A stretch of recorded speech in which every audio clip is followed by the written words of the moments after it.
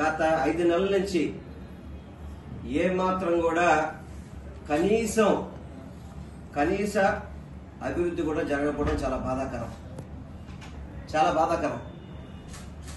ఎందుకంటే గతంలో ఎన్నడూ కనీని ఎరగని విధంగా విజయవాడ పశ్చిమ నియోజకవర్గంలో అనేక అభివృద్ధి కార్యక్రమాలు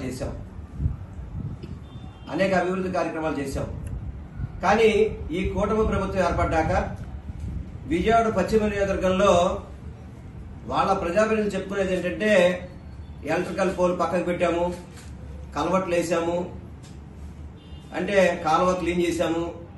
అది వాళ్ళు చెప్పుకున్నది. 5 నెలలు ఏం చేశారా అంటే అది వాళ్ళు చెప్పుకునే పరిస్థితి. గతంలో మేము పశ్చిమ నియోజకవర్గానికి సంబంధించి అనేక అభివృద్ధి కార్యక్రమాలు చేశాం.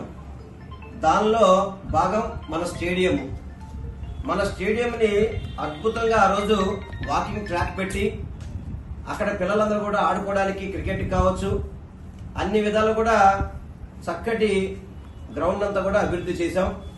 ఇండోర్ షటిల్ కోర్టులు అయితే అప్పటికే దాదాపు 70% పైన పూర్తయిపోయినాయి. కానీ ఈ రోజు కూడా ఆ షటిల్ కోర్టుని అక్కడతో ఆపేసి దాన్ని కనీసం అభివృద్ధి చేసే పరిస్థితి కూడా కనబడట్లేదు.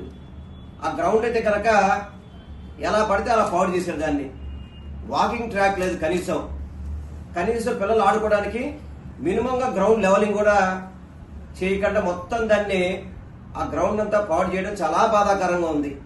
ఎందుకంటే గతంలో ఎన్నడూ లేని విధంగా మనకి ఈస్ట్ కాన్స్టిట్యున్సీలో స్టేడియంలు ఉన్నాయి, సెంట్రల్ కాన్స్టిట్యున్సీలో స్టేడియంలు ఉన్నాయి, కానీ వెస్ట్ కాన్స్టిట్యున్సీకి స్టేడియం లేదని అడిగిన వెంటనే అప్పుడు మాజీ ముఖ్యమంత్రి గారు జగన్మోహన్ రెడ్డి గారు అడిగిన వెంటనే స్టేడియం శాంక్షన్ చేసి దానికి నిధులు విడుదల చేసి దాన్ని అభివృద్ధి చేస్తే కనీసం స్టేడియంని రూపురేఖలు మార్చేసి పూర్తిగా కూడా దాన్ని ఏ ఒక్కరికి కూడా ఆడుకోవడానికి వినియోగం లేకుండా చేసిన ఘనత ఈ కూటమి ప్రభుత్వానికి కనబడుతుందని చెప్పి మీ అందరికీ కూడా తెలియపరచుకుంటున్నాను.